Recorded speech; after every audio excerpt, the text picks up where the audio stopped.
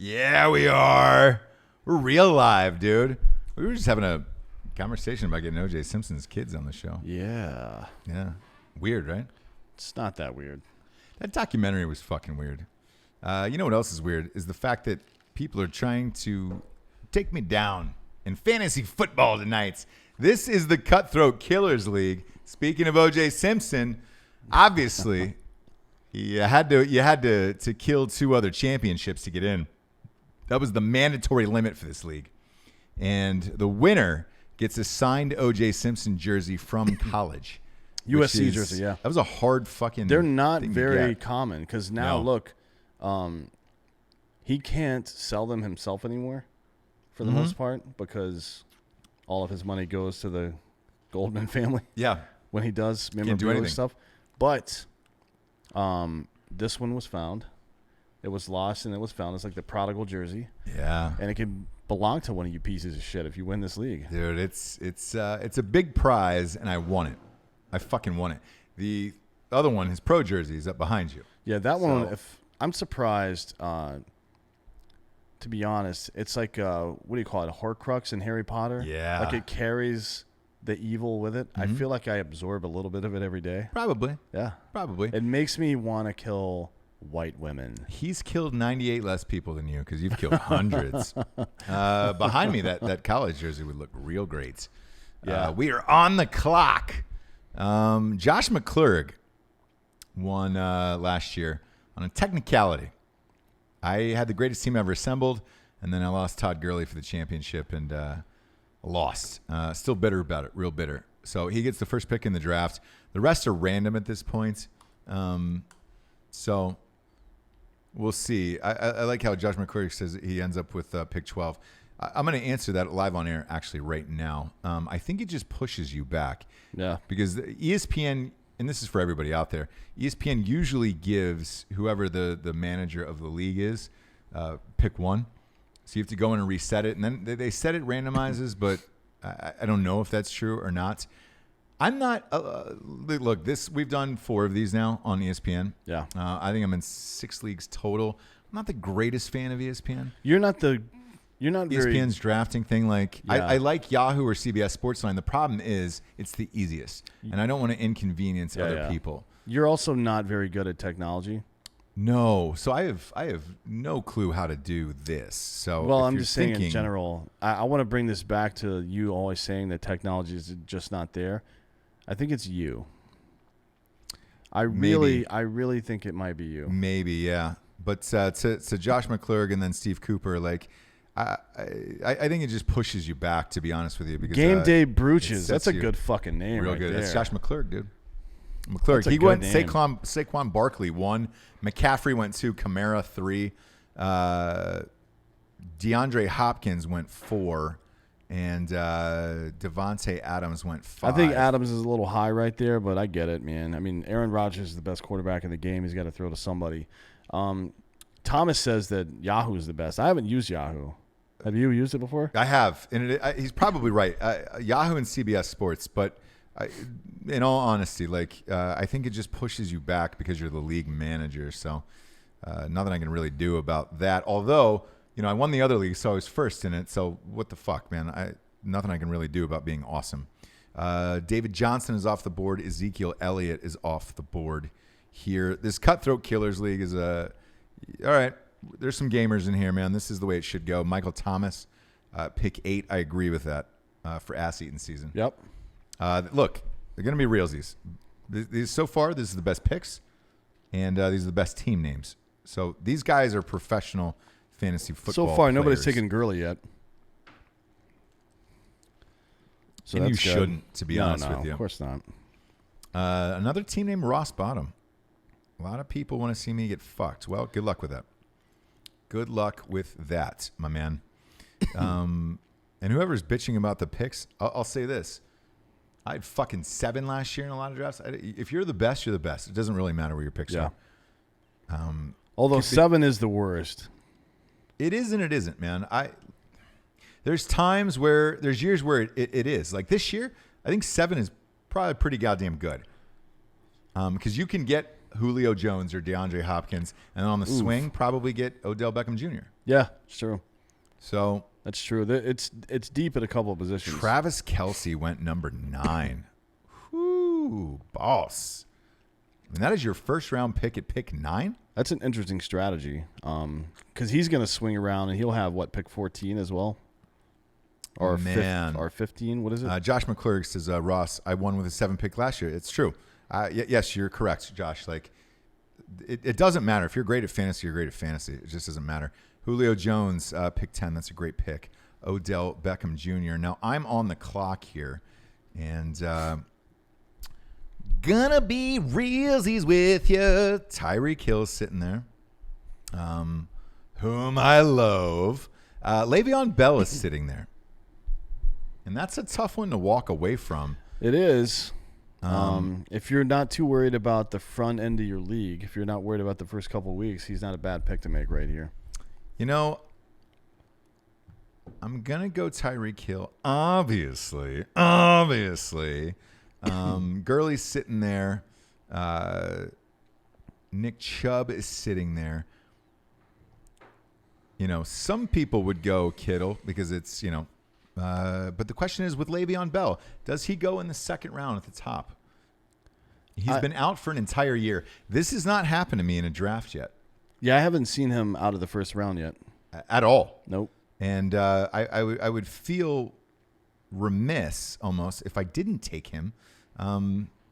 Just surely off of what we always say, pick the best player available. Yeah. And in round 2, I don't know how he's not the best available right now. So I'm going to take Le'Veon Bell.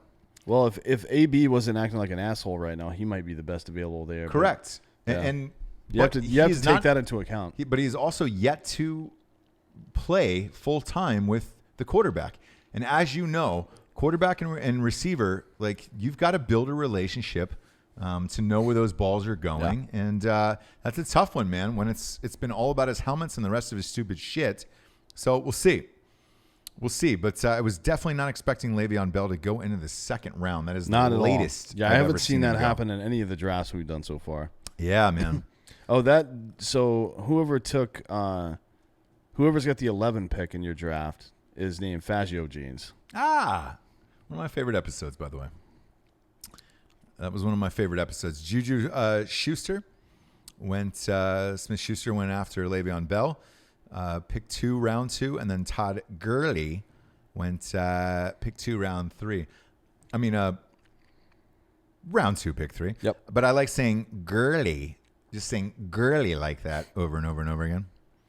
I heard it on another fantasy podcast. The guy kept saying Todd Gurley's name like that. He just kept saying, I really like Todd Gurley, over pronunciating the G. That kind of thing will make me change the channel, to be honest. Yeah. Patrick George says, everybody drafting in order. This is boring. It's not, actually. This is a Champions League draft right here. This is a multiple This is the first time I can say that this is, you've got some difficult choices. I have not had a difficult choice in round 2. Le'Veon Bell made that a very difficult choice for me because I am in your camp, Dan. I think he probably won't be good until game 4. 4 or 5, one of the two. Yeah. I think it's probably 4. It could, just based on what I'm hearing from the camp, it sounds like he's in really good shape. Mm-hmm. But he hasn't been hit yet. I know he was asking people to hit him in the last practice, so we'll see. The one thing with just historically guys who have sat out, and him in particular, when he had a long absence before, it took him 3.5 games. So in the middle of the 4th game, he came back strong. Mm-hmm. That's what I'm basing it on. But that could be wrong. Maybe he comes back. Maybe he's really determined. Who knows? Look, I hope so. But it's best player on the board, and he definitely is. He's got a year off. He should be fresh at least. Yeah. And Darnold's got a decent offense there with Robbie Anderson. Yeah, I'm kind of curious to see how he's going to handle that. Like, is he going to be able to? It seems like he's been the offense has been so anemic. He's only had one, maybe 2 reliable guys. Now he's got some options. Yeah. Is he going to be able to, one of the things with quarterbacks is a lot of guys have that natural talent. Mm-hmm. Maybe they've got the pocket presence, but they don't have the arm. Maybe they got the arm without the pocket presence. Maybe they can't read the 4 progressions. If you don't have all that, you can't be a successful NFL quarterback. I don't know if we've seen him with this many options before. So this might be the year. Like, he had a good year last year, I think.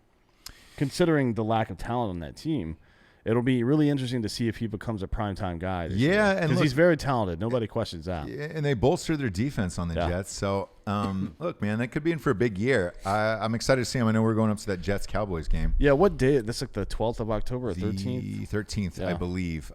James Conner went after Nick Chubb. Leonard Fournette after that, Joe Mixon, and then Keenan Allen. These are all chalk picks, man. So it's funny. Last year, no one would have picked James Conner in the second round. No one. He was like a 6th, 7th round guy last year. He was behind Le'Veon Bell, allegedly. Yeah, so. well, he hadn't signed. I think most people knew Le'Veon Bell wasn't going to play. I didn't actually. So there was one, or maybe it was Jesse. There was one draft where, because it was the same thing. I had Kamara and McCaffrey in this one, right? Onesie twosies. Last year I had Gurley and Le'Veon Bell as onesie twosies. So, I ended up taking Bell in a draft and got fucked. Yep.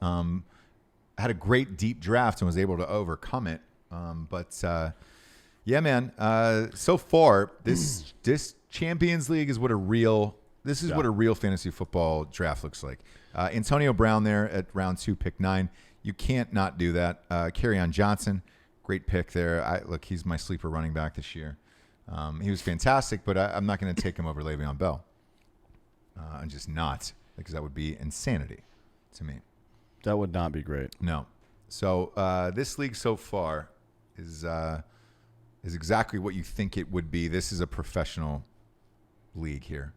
You got any questions for anybody watching right now? Let's see. Let's check the old tubes. Can't wait to see y'all in Texas coming up. Yes. Eric Rules 87. Are you talking about Dallas, Austin, or are you talking about San Antonio? We will be there for the Black Rifle Coffee opening. Yeah, in Bernie, Texas. Just on north. The 28th? 28th, I think. Or 29th? I don't remember. It's a Saturday, I think. Yeah. Promo code Drinkin Bros 20 for 20% off at blackriflecoffee.com. Or Summer Dog or any of the other 80 Whatever codes we give you assholes on a regular basis. Whatever you want. Michael Hondo says Bell will be hurt before week 5. I don't think so. I don't think he's going to get I don't think he'll get hurt. But it also wouldn't surprise me. Like, if you sit out this much time, this is when a hamstring comes in. Yeah. You get these weird lower leg injuries because you're not used to playing anymore. So it's not a bad call. And, like, even though I drafted him, I have no problem saying that. Like, I look at these drafts objectively and, like, the fact that he fell to the second round, obviously in this league, a double Champions League where you had to win 2 championships. People are skeptical. Yes, for sure, and everybody else is thinking the same thing. And you should be. I am. I wouldn't have drafted him in the first 2 rounds, to be honest. I just, like, for me, I don't like to take the risk until later on. Right. In the but show. Best there. on the board at that point. So, if he's sitting there in round 2, yeah. To me, you have to do it. It's the same with Antonio Brown. This Missouri wind tunnel guy.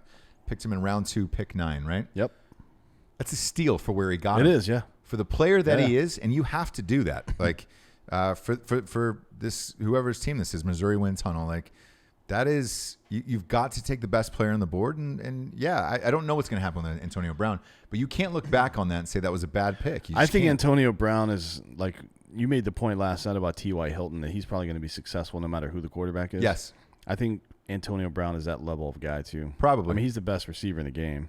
Oh, easily. So, like, talent-wise, anyways. And, the fucked up thing is... And I feel like Gruden, if anybody can... He's the Phil Jackson of the NFL. If anybody can keep that bitch on the field playing 16 games a year, it's going to be Gruden, right? Yeah. Like, he's good at managing personalities. That's what he does. I think he'll be fine. Honestly, I think all the hubbub about AB is... Raiders fans are crazy. They don't care. If you're a Raiders player... It's like the Trump thing that he said in 2016, like he could walk out onto fucking Fifth Avenue and murder somebody in the street and he still wouldn't lose votes. I think AB, a guy that good on a team like the Raiders, doesn't matter what he does or says, the Raiders fans are going to fucking love him. Oh, yeah. It's going to be like Golden State fans with Draymond Green. It doesn't matter how big of an asshole he is. They're going to be all over this guy. 100%. So I think he's going to have a great year. Dalvin Cook went after Kerryon Johnson. Mike Evans went after him. George Kittle is gone off the board. Zach Ertz went right after him. So the top 3 tight ends are gone in round 3, pick 2. All 3 tight ends are gone. This guy says, do yourself a favor and Urban Dictionary Missouri wind tunnel. All right, looking it up now. Stand by. That. So Missouri wind tunnel. Oh, god damn, dude. This is unnecessary. It's the art, or the act, rather, of farting into a woman's vagina, then sucking out the fart air, and then blowing the fart air into her mouth. oh boy. That all seems really... our producer's laughing. That's the only time you've laughed all night. No, that was a genuine laugh out of you.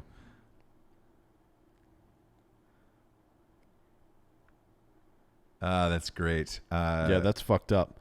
That is not really what I wanted to hear. No. Read that one more time for the audience. The act of farting into a woman's vagina. There you go. Then sucking out the fart air, which is methane gas, by the way. That's what that is. And then blowing the fart air into her mouth. Like, what's the... Why Missouri? Why do people, like, fart on each other a lot there? What is it? I don't know what happens in Missouri. After Zach Ertz, Amari Cooper went off the board, and Devonta Freeman for the Missouri wind tunnel. I just like saying that guy's name. That's probably the name of the league here. Again, you're playing in a Cutthroat Killers league. Yeah. It's the best of the best. You go Missouri wind tunnel like that and then say, hey, bro, Urban Dictionary it. Yeah. Like, you better congratulations. You better be bringing some heat if you're going with a name You're like literally, that, for sure. You're a champion right there. It says, check out the blue waffle while you're at it. Ooh, what is that? Look at the blue waffle. That one is a vagina thing as well. It's fake, but... Oh, it is. That one you know it. It feels like. Yeah. It feels like you know that one. Everybody's heard this one. So it's the definition for Urban Dictionary says don't fucking look it up. That's how. Are you serious? That's how gross it is. Yeah. If you go to Google and type in blue waffle and then click I'm feeling lucky. Yeah. Well, you're not going to be lucky. It is disgusting. Damian Williams and Devonta Freeman went off the board, and then Adam Thielen. Adam Thielen, that's a big pickup by OJ's Broncos. I was hoping to get him. I was hoping to squeeze him out. This is it. Look, double Champions League. This is definitely a hard draft here. Chris Carson went after that. I don't know about Seattle running backs. I have yet to draft any of them in any of my drafts thus far. This is draft 5 for me this week. And I've never drafted a Seattle running back. Julian Edelman went after that. So, whew. Alabama Hot Pocket. Boss. God, are we just going to do an Urban Dictionary The Alabama show? Hot Pocket, I know. This one I know. The sexual act of defecating into a vagina and proceeding to have intercourse with the feces-filled vagina. You betcha. You're welcome. You're welcome. I would assume that an Alabama Hot Pocket had something to do with having sex with your sister or something like that. Maybe one would assume that, but you'd be incorrect, sir. You would be incorrect. Julian, look, this is pause now. This is the point in the draft now where everybody's gone chalk, and you're starting to wonder when your sleepers are going to get picked up. Josh Jacobs just went off the board. Derrick Henry is on the board. Aaron Jones is on the board. This is the point in the draft where you wonder, because you're towards the end of the 3rd round here on a draft that's all chalk. How do you get ahead of the competition? Yeah, I mean, look, honestly, I don't think it's in the draft.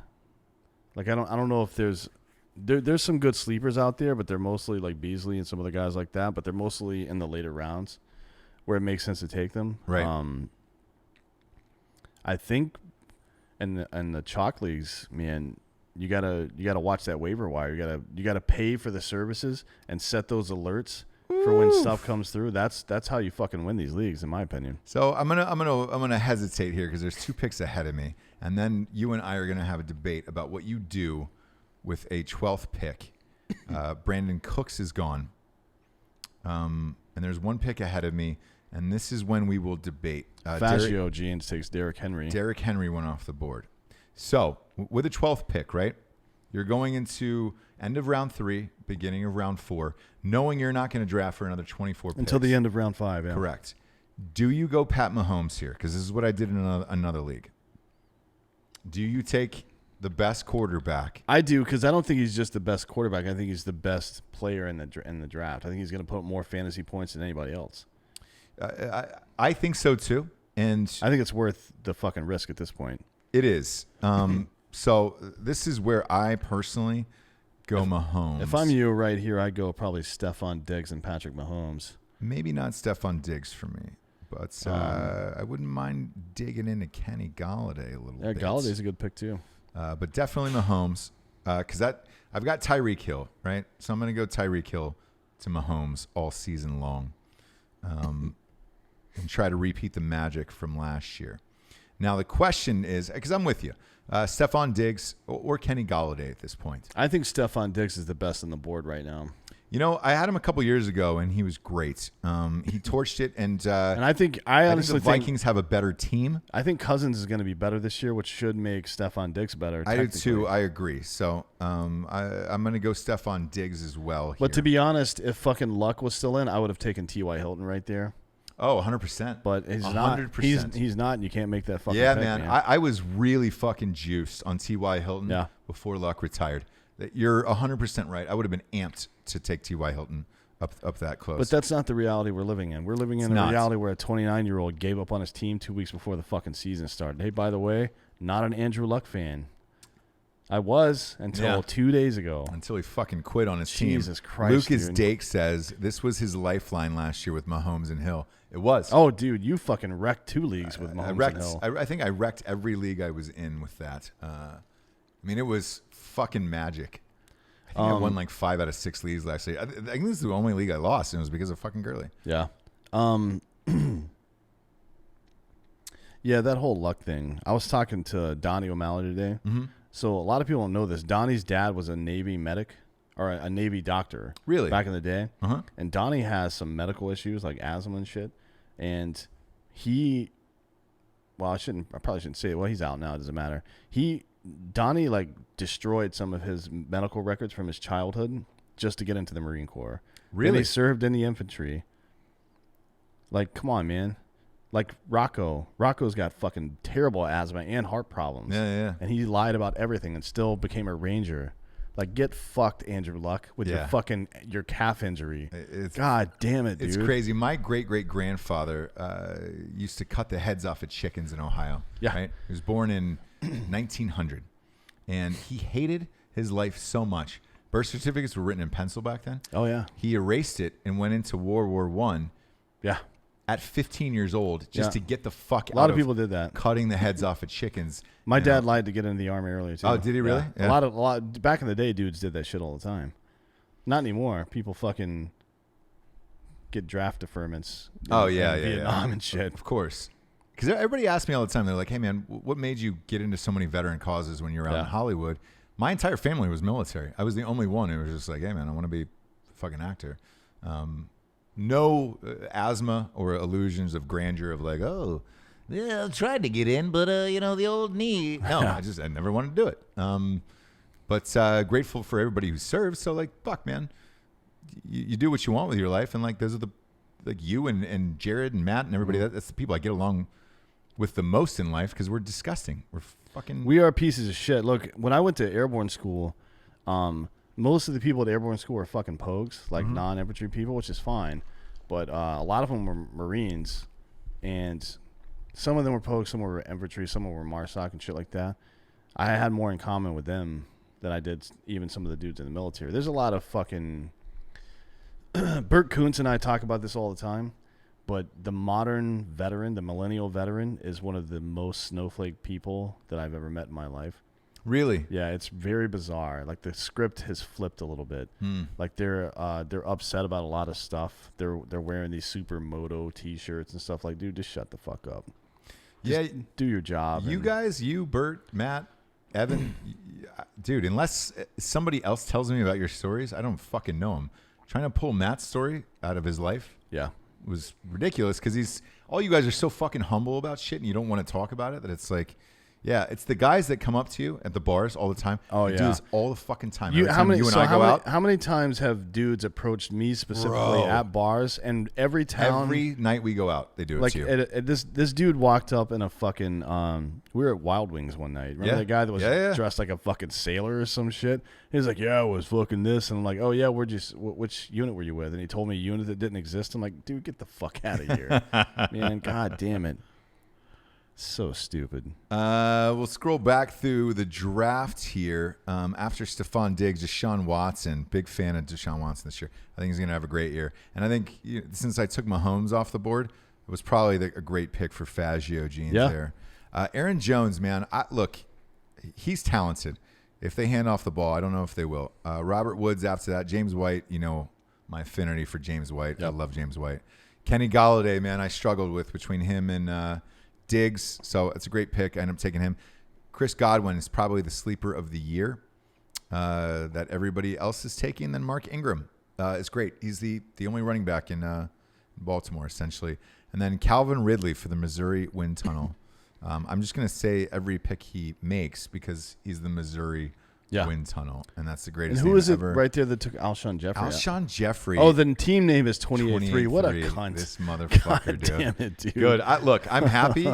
I'm happy you named your team 28-3 and That's tried to funny. fucking come with it. Then you take Alshon Jeffrey in the 4th round. Yeah, I know, right? Good luck That's the with thing. that. If you want to fucking have this big dick fucking team name, you better make some big dick fucking plays. Because here's the thing. Alshon Jeffrey's losing all those deep balls to Deshaun Jackson this year, so good luck with that, dude. Eric Rules 87 said they had a dude with 3 testicles that still joined the infantry. Really? I feel like that should be okay. Should be fine. Is that a medical condition to have a third ball? Do you nut more? If you're going to have a third ball, you better get a ghost bed from ghostbed.com /drinking bros. Anybody who's military or first responder gets 15% off. So if he's got a third ball and he's in the military, use it to your advantage and go to ghostbed.com I would /drinking bros not today. stop showing people. No, I if wouldn't I had either. 3 testicles, anybody that's got a big dick or a weird tattoo or 3 testicles or an extra nipple or anything like that, they're Agreed. constantly pulling those things out and showing them to people. All the time. And I would be too. Yeah. Go to ghostbed.com /drinking bros today. 36 months pay-as-you-go program. No interest. And look, if you're a regular civilian like myself, you got $200 off of Ghost Lux, $100 off the Classic, and free pillows, brother. Pillows are just as good as the goddamn bed, and that adjustable base is amazing. Go to ghostbed.com /drinking bros today. After Calvin Ridley and Alshon Jeffrey was Tyler Lockett's round 4, pick 11, and then David Montgomery. I do not believe in David Montgomery. Why not? For the running back for the Bears. What do you think his problem is? Look, I mean, Trubisky's a game manager guy. You would think the running back would get a lot of touches, but usually those game manager running backs, like you remember with the fucking Ravens back in the day, they're a 3.5 to 4 per carry guy. They're not a big. So I mean, that kind of offense doesn't call for it. No, it just doesn't, man. So look, the Bears' offense isn't sexy enough for me. It's not always about for talent, David by the Montgomery. way. No. There's other factors involved. T.Y. Hilton ended up going first pick of round 5. That's not bad. Again, I think T.Y. Hilton's. Can you Teflon. imagine 2 weeks ago No. if somebody told you T.Y. Hilton was going in round 5 Crazy. in a fucking cutthroat league? He would have gone, I think, the end of round 2. End of 1 or 2, yeah. Or beginning of 2 or end of 2, yeah. Yeah. DJ Moore went after that. People are high on DJ Moore this year. Jesus, man. And then Duke Johnson Jr. is up there, round 5. Pick 4. I think he's going to have a good year. I know you do. You picked him. I really do. I mean, look, they have a fucking bomb-ass defense. Even if fucking Clowney leaves, they still have a great defense. Yeah. And Watson throwing to Hopkins. Watson. I mean, there's some stuff going on over there. So he says he had to get a medical waiver, the guy with 3 balls. He did. And part of the initiation into their unit after he was there was that all new guys had to give up an offering to the third testicle. So they worshipped his third nut. I like that. I like that a lot. That's the kind of thing that only happens in the infantry. That's actually really funny. Can we ask him for a picture? Yeah, Eric Rules 87. Can you send us a picture of this guy's beanbag? Send a picture in the Drinker Bros or what's your Instagram? Mine is at Dan Holloway, Yes. HOLLAWAY. You can Yes. send it there. I like your Instagram a lot. You and your brother have the best memes, and so your stories are always crushed with memes. And I gun through them like really fast. I'm a big fan. So follow at Dan Holloway on Instagram. I do put a lot of weird shit up there. Round 5, pick 5 was Aaron Rodgers. That's a great pick there. Look, he's probably the third quarterback on the board. That's a great place for him. Melvin Gordon. That is a surprise out of OJ's Broncos here. Round 5, pick 6. Seeing as how he's not going to play to at least week 9. Well, Mike Williams went after that, and then Tyler Boyd. I think Tyler Boyd would be talented on another team, just not with Andy Dalton. I get it that AJ Green is out, and Tyler Boyd is probably going to have to pick up the slack. So, yeah, I mean, maybe you're looking at probably 11 to 14 targets per game, and Boyd doesn't drop the ball much. No. So he should be catching 8 to 10 passes a game. That's not bad for a PPR league. One of those hard teams, man, where I can't draft a fucking Bengals player like that. Yeah, I understand. Besides Joe Mixon, maybe, I guess. But think about it, man. It's not a terrible team. No, not at all. On the offensive side of the ball. Not at all. They could do something. So we're in the end of round 5. A lot of great players left.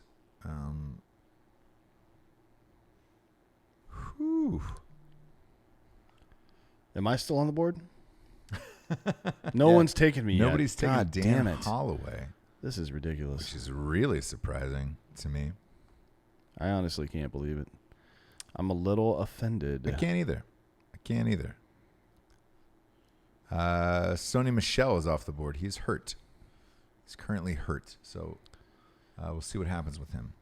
Yeah, I mean, look, I'm not a fan of Michelle for fantasy typically.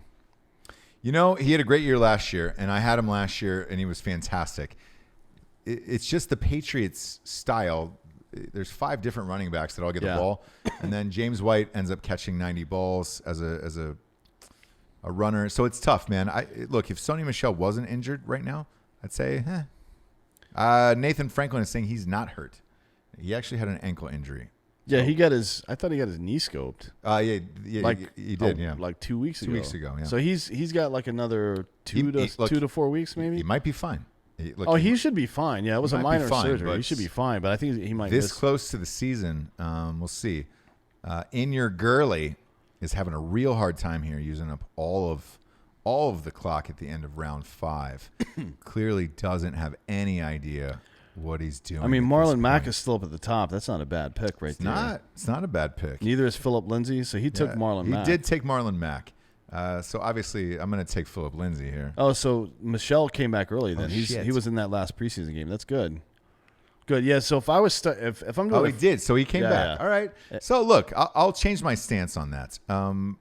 If he played that last preseason game, he's all right to go, because Belichick wouldn't do that shit. So no, he doesn't fuck around. I'll allow it. Philip Lindsay just went off the board. But again, with Michelle, I mean, in the 5th round, I'll probably take him. But if I'm drafting a fantasy team, he's probably maybe my 3rd back and not my 2nd back. Sure. Because of the reasons you mentioned, the same as the Eagles, they have 5 goddamn running backs there, and just the way the Patriots use them. I know. But if I was starting an actual football team and I had James White already, I probably would take Sony Michel. An actual football team with humans on it. With human beings. Is the key here. Speaking of humans, Jesse Combs is dead. Yes. From Mythbusters. Yeah. That's sad. So right here, there's some sleepers that I love in this draft. So therefore, I'm going to load up heavy on wide receivers, and I'm gonna go 3 wide receivers as my flex. You know. Yeah. So I'm gonna be starting 3 wide receivers this year. So I'm gonna load up on Jarvis Landry. Yep.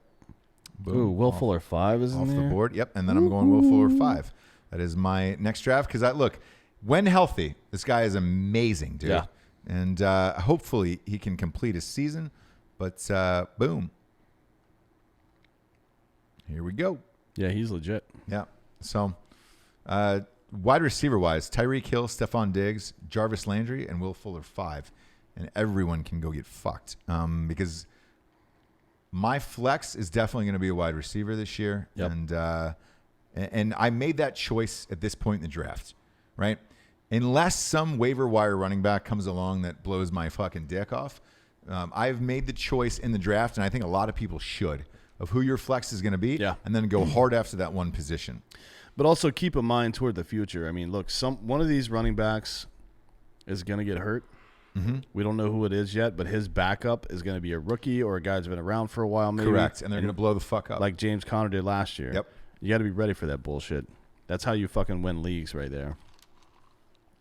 So, somebody just asked me, biggest question is who is Ross's number 2 running back going to be? You know, that's actually a great question to ask because I've done this the last. Whenever I get a last pick in a draft, it's tough, man. People are always like, "Hey, man, I want the last pick in the draft." It's tough because you're going to sacrifice something, right? Yep.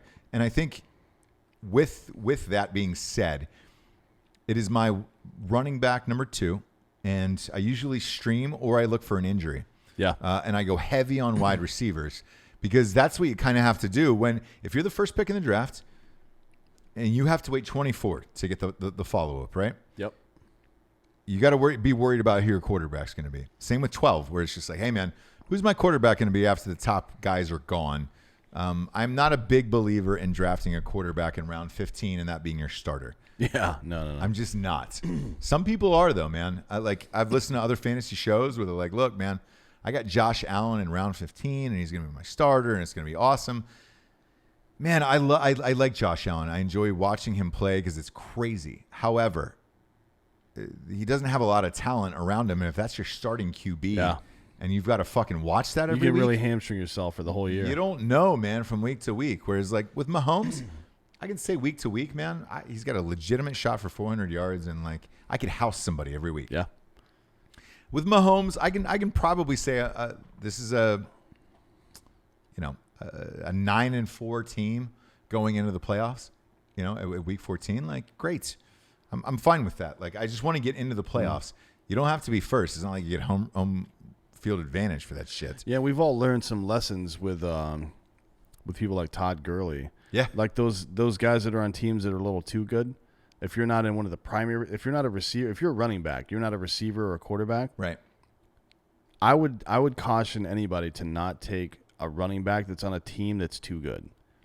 Yes. Because the first 10 games of the season, 15 games maybe, they're gonna fucking blow it up, and then you're gonna miss those last 2 games, and you're gonna get housed in the fucking playoffs like you did last year. Yeah. Well, you barely lost, but it was because of Gurley. Barely lost. It's 26 in a two team. A 2-game playoff is what it was. Yeah. And again, me personally, like I feel better about my team week to week going to battle with Mahomes, where it's like, all right, man. I feel at least that's an 8-win team with Mahomes, regardless of who else I got. Heading down the board after Will Fuller 5 is Allen Robinson. People are high on them. This is round 6, pick 2. Matt Ryan. Matt Ryan, man, look, and this is not the homer in me. I love Matt Ryan.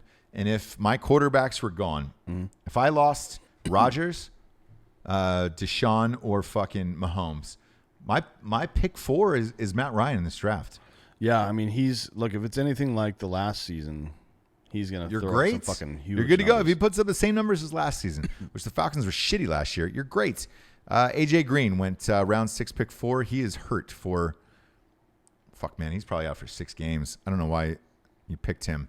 OJ Howard, that is a very, very big reach. Round 6, pick 5 for ass-eating season. That's a bit of a reach, yeah. Baker Mayfield. Look, after Matt Ryan is off the board, does Baker Mayfield, let me ask you this, does Baker Mayfield deserve that 5th quarterback selection? I think for his upside and the team that he has around him, yes. I do too. Look, I do too. Odell Beckham is a guy. If you think about it from shooting, a lot of you guys will understand this. If you think about it from shooting a rifle, like a handgun is like a 4 to 5 minute of angle weapon, which means at 100 meters, there's a 4 to 5 inch radius where it can land. And then a sniper rifle is about a half minute of angle weapon, typically. Sometimes a quarter if it's a really, really good one. Half minute of angle means there's a half an inch at 100 meters where it could land. If you put it in a vise, fire a perfect shot. There's still a half an inch diameter spot where it could land. Odell Beckham is the kind of guy where you can fire a lower minute of angle weapon, and he can go up there and catch those fucking balls. And so can Jarvis Landry. And Jarvis Landry is the same way. These are game-changing receivers. And Odell is he's a problem child sometimes, but he's in a new place. And I think the chemistry between him and Mayfield will work itself out. Same. I think they're similar enough in the way they approach things. Like, they're super cocky guys. Yeah. But they also, like, Mayfield's a cocky dude, but it's always cocky towards winning. It's not about him. Like 100%. He's always like fucking, even with Oklahoma, he's like fucking blah, blah, blah, talking about the team and shit.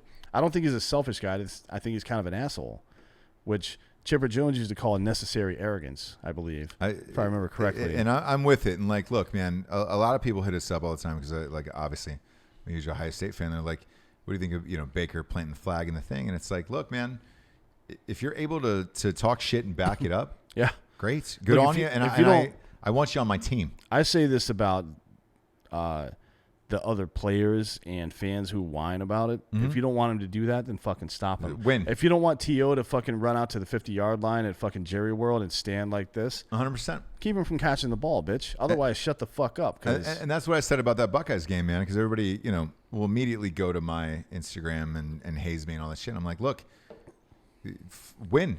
If you fucking win like that, like Baker Mayfield won, congratulations. You did it, man. You deserve to talk shit. Do whatever the fuck you want, man. You won. I don't give a shit. And I just want to see competitive shit. Speaking of that, I was watching First Take this morning, and Paul Feinbaum was on, who's a fucking genius, by the way. No. He's because my most hated. I know. I fucking hate him. He's so much it hurts inside. He thinks he's the only guy on the panel that kind of equivocated. Or I'm sorry, he was the only guy on the panel that didn't equivocate on Michigan this year beating Ohio State. Like, even really? Kellerman was like, look, at some point they've got to fucking beat Ohio State. And it's been 14 out of 15, by the way. And Ohio State's won the last 14 Stephen A. Smith is like, I don't know. Yeah. I don't know, man. With this team, maybe. Who knows? But they're like, and the question. I don't know either. The question posed to him was, would Michigan make the CFP? And he's like, Stephen A. Smith's like, no way. Like, there's no fucking way. Feinbaum was like, maybe. I don't know. Kellerman was Kellerman. He doesn't ever commit to anything. But it was an interesting conversation. Tell me why you hate Feinbaum so much. Is it the glasses? No. It is purely his SEC bias. Oh, yeah. He's like chugging SEC dick like it's going out of style. It is crazy, though. And like, he managed to bring up Alabama during this conversation about Michigan and Ohio State. I'm like, nope. Nope. Anything he'll bring up SEC. Nope. And, Is he did he go to a school down there? Yeah, yes, he did. He went to Tennessee. Who sucks dick. Yeah, so fuck off with your SEC bias. The other thing is he works for the SEC network, which is owned by ESPN. I fucking hate him, and he hates the Big Ten, and I hate him. And nothing made me happier than the entire world last year when Clemson stomped out Alabama, and Feinbaum had to go on air and say the SEC wasn't the best conference. Oh, I love that. And he's going to have to say it again this year, too. He wrote a book called... You have to say it the next 2 years. He wrote a book called My Conference Can Beat Your Conference, Why the SEC Still Rules. Yes. Like, get the fuck out of here, dude. He's never played a team sport in his life. He is 5'1", maybe 110. He's got the bozo ring, too, by the way. Yeah, he's got that B ring. That bozo ring that I hate. After Baker Mayfield... was Josh Gordon, who, look, man, that's a sexy pick. He's actually getting in camp and is training with Brady, so who knows?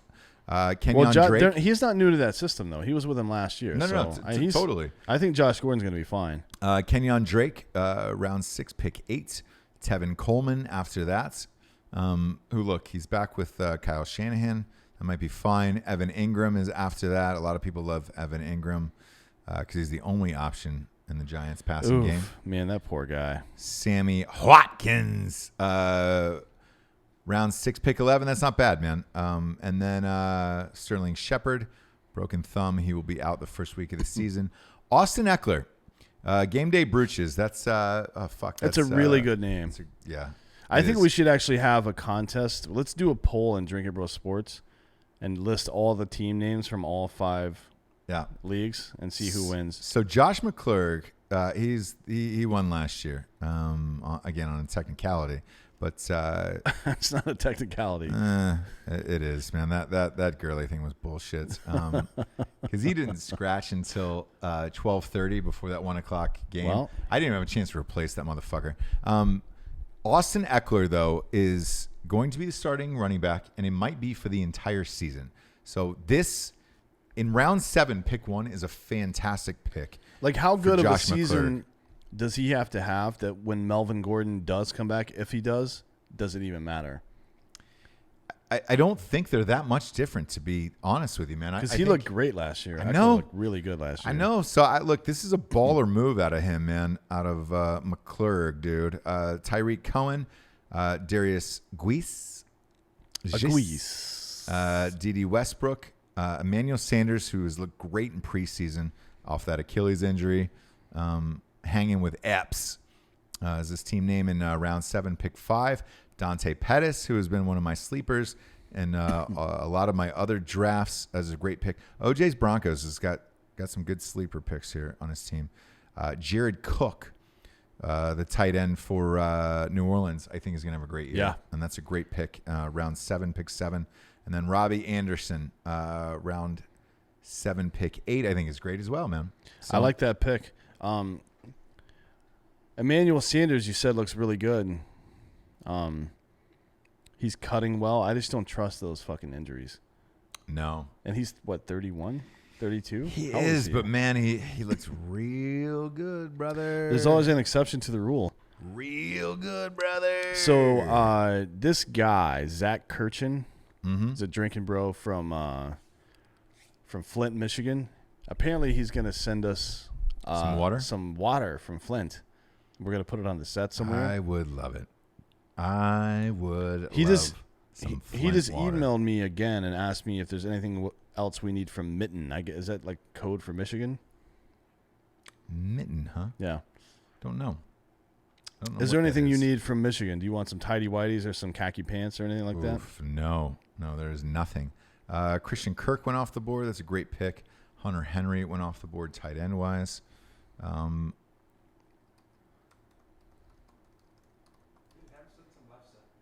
Some what? No, you can get that. You can make that yourself. Lefse is what he was asking for. Yeah. And it's basically like a really more thin crepe that you roll with butter. Oh, creepy. Butter and brown sugar. Creepy. You're not getting it.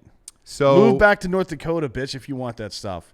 Tight ends. I've been waiting on tight ends in the draft. I've not been going up and getting them the first round 1 or round 2. Vance McDonald is my sleeper. I could pay the price for this because I've drafted Vance McDonald on numerous teams, but I love him. Yeah, and he's my sleeper tight end of the year this year. So I am drafting him here to be my starter with old Rapelessberger. And accused, never convicted. Correct across the board. And then look, going best player on the board here, man. Oh, this is such a tough one for me. Look, because Marvin Jones Jr. is still out there. Yeah, and you know that fucking he's gonna catch some balls. I mean, I know Marvin Jones Jr. Jones is still out there. You've only got one running back right now. I have 2 running backs right now. I only see one on your board. How is that possible? Oh, I'm sorry. You're on the. You're on the. No, actually that is true. I do have one running back on my board. So it's like, dude, the other guy I love is Matt Breida. Yep. And I've been picking him up in a couple other leagues, and it's like, do I go Breida? Probably, but do you leave Marvin Jones Jr. out there? What do you do here at that point? Well, you also have to look at your buys. You've got 2. You got Hill and Diggs in week 12. I don't really care about buys. Like buys has never been a thing. I never draft my team around buys. I'll probably go Breida because of the sexiness of it. Like I loved watching him play last year, and I do need another running back. Are they using him on all 3 downs?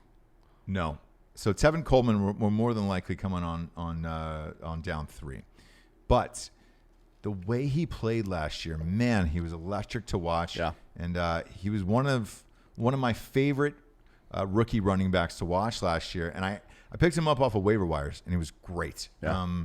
So, look, I don't mind streaming an extra running back if that's what it comes to, because I'm so stacked at the rest of my positions. So we'll see. But part of me kind of hates to lose Marvin Jones Jr. at that point. Yeah.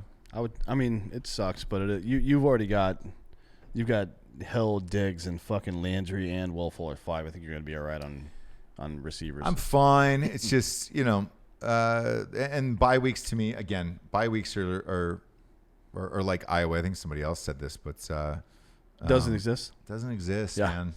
If you try to live and die on bye weeks, man, you can't account for injury. You can't account for who those guys are playing. Like, I mean, if your team is that great, who gives a shit if you lose a bye week? Who fucking cares? So Jennifer Coggins from the other group, Great draft last night. yeah, she says that in her draft tonight, she's in a different league. The buy-in is an autographed helmet worth $200.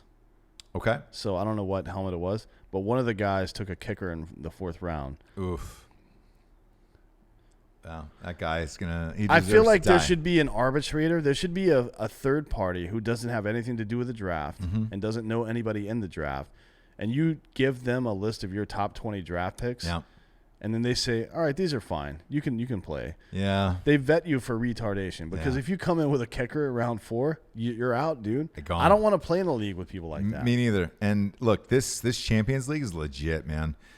No, there's no kickers draft here. There's none of this bullshit that we dealt with in other leagues. Look, your league was great too. Yeah, so, it was good. Yeah. I mean, there was some shady stuff. There's one or two people that were kind of a couple of homers, but look, the draft before. That one was brutal, man. Like, I'm going to kill these guys, and it is what it is. But Yeah. unless, everybody gets injured. But this Cutthroat Killers League, where you had to win 2 championships, has been a fucking hard draft so far. Yeah, so far. And it's chalk, and it's a guessing game. Excuse me. Going around. And these guys clearly did mock drafts. They clearly studied. And it's going to be a hard league this year. What do you think about Michael Hondo says, how about, he said hope about, but I'm changing it because I can speak English.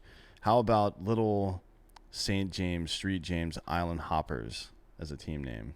It's a long name. It's a mouthful. So am I. So. That is a mouthful. Yeah, that's too many words, Michael. You Yeah. got to shorten that down. Look, if you're in the draft like we are, like I'll put it in perspective. Okay, there's a team who drafted Hunter Henry. Wait, let me round stop 7, you. Let me pick stop 10. you. I put my Gronk in your goo. You can't read the rest. Yeah, it's stupid. So- They're too long. You get like maybe 40 characters. So Jennifer followed up with the kicker that the guy picked in round 4 was Gould. Was it Legatron? Oof. Tucker. I mean, it was Gould. Jesus Christ. So the guy is was it his clearly brother? he was on bath salts. Yeah, it was his. Yeah, is it fucking Bobby Gould who took his own brother Robbie in that? Jesus. Eric Rules 87. We're never gonna do an NHL fantasy league because there's 82 goddamn games a year, and that's too much, man. It is. I used to do MLB. I used to do baseball, yeah. You know what's funny, man? Like, so. Because baseball, you set your lineup once a week.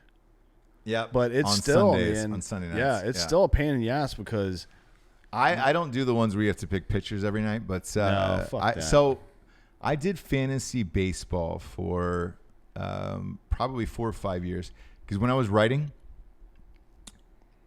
you're up at night, so it's I'm up yeah. late every single night, and like when I was writing in LA, in particular. It is one thing that you could go back and forth on and be like, all right, cool. I've got some interest in something else. The news was not what it was today where it's an endless cycle of shit. So that was a fun thing when I was just like, all right, cool. But I had to change it once a week. If I had to change pitchers and shit, fuck that. NHL, I can't get into. But you NBA, fantasy, I can't get into, or college football. You get fucked a lot on those with the pitcher, though, because let's say you're in a 5-man rotation. Yep. The average team plays 5 or 6 games a week, depending on the week. Yes. Which means one move to the right or left can push the pitcher that you selected either into Correct. a week where there's 2 games he's pitching or where he's only pitching 1 game. So you can get fucked so easily on that. So what I loved about fantasy baseball was when you pick because all the leagues I played in, you always picked a team as your pitching staff. Yeah. And so, I would load up on the Dodgers and it was great. Imagine if you had Houston's pitching staff this year. Yeah. Oof. Especially now that fucking lunatic fucking Drinkies over there. God damn it, man. You'd be absolutely hammering people. After Marvin Jones Jr. in the 8th round, pick 2 was Cortland Sutton. That's a really good 8th round pickup right there. So is Latavius Murray, though. Yeah, Latavius Murray's right after that. Royce Freeman, pick 5 in round 8. Curtis Samuel. Curtis Samuel, man, could be great if Cam Newton is healthy. Corey Davis, another guy who could be great, but it depends on Mariota's health. Njoku for Cleveland, the tight ends, is round 8, pick 8. And then Austin Hooper for the Missouri Wind Tunnel. And Rashad Penny. Rashad Penny just went off for the 28 board. and 3. Look, I don't know if Corey Davis. I don't know if that matters with Mariota's health. I don't think Mariota's good enough to be in the NFL. Like, he's had a lot of time to prove that he is, and he hasn't yet. I think he's on his last leg here, and then he's going to be out after this year. He's going to be a journeyman probably after this year. I think so too. He doesn't have it. But you know who does have it? DollarShaveClub.com/Drinkin Bros. D'Anthony, how great are their shaving products now? Well, I only shave a millimeter of my face. But use the rest of their shit, man. I use do. their fiber. I use the beard. Hair. I use the beard oil. I use the face scrub. Yes. Mike the Cop uses. They make a different scrub, like it's a head exfoliator for people that shave their heads. And correct. Shit. Like they're really getting niche on these products now. They're fucking awesome now. The hair fiber, the pomade. Or yeah, that's what I use. It's pretty good. I've used it before. Yeah, I use it every day. When I go out with a lady, I know I wear a hat for the show all the time. Usually it's because we work out and do other shit. And it's also because in the studio. This hair's great. This hair's great. That's terrible. I can't wait to shave it. But Summer Swayze's almost over. Now, look, they've upgraded all of their products across the board. Go to DollarShaveClub.com/Drinkin Bros and try out all their new products for $5.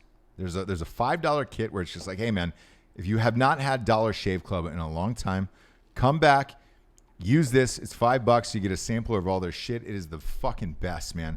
This company has slowly become the best in the biz, I feel like. Yeah. And it happened out of nowhere. I used them way back in the day, man. And I was like, they're good, but not great. Now they are fucking elite. They're elite now. Yeah, they're really good. They used to get their products from a company called Dorco, D-O-R-C-O back in the day. Now, I don't know if they're manufacturing themselves, but it's night and day. Night and day. And look, best in the biz, man. DollarShaveClub.com/Drinkin Bros. Promo code Drinkin Bros. $5. Just try a packet of their shit and just reacquaint yourself with it. And then you can get on a month-to-month service with them. They're fucking incredible. Absolutely incredible. Rolling down the board here after Corey Davis and Njoku was Austin Hooper, Rashad Penny. Darwin Thompson has been a big pickup for a lot of people. And I'm not surprised to see Breeze come off right here, although I think it might round be. 8, pick 12. That's earlier than we've seen. I think it's a little early, but it's not a bad pick. And I think the Bears right there, that's a good pick too. If you're going to start a trend, first pick. I mean, he went back to back with Breeze and Bruce. Breeze and the Bears. Either way, man. Breeze and Bruce. That's a Breeze and Bruce.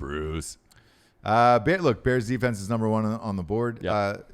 Look, this is the same problem we talked about with 1 or 12, which is what both of us had because this is Josh McClurg, and he had his next pick is not until the last pick in the fucking 10th round. Correct. After this, correct. So and that's the difficulty of 1 and 12, where it seems sexy going in, but you've got to make decisions earlier than you would with everybody else. Yeah. So if you had 7, great, man. You know where you're picking every fucking round, and you're in there. It depends on how great you are at fantasy. So like him taking a defense, knowing that he's not picking for 25 picks. Yep. That makes sense for his team right now, not for everybody else, but for him right now, that's fine. So that's why I don't put a whole lot of stock into the average draft position rating, which is really it's one of the filters that you can use on the ESPN board. Yeah, I don't pay a whole lot of attention. I don't either, man, because I've won a championship with every pick in the draft, and it doesn't matter to me. Like I don't really fucking care. Nate West says he shaves his taint hole with their straight razors. Look, I don't think your taint should have a hole in it.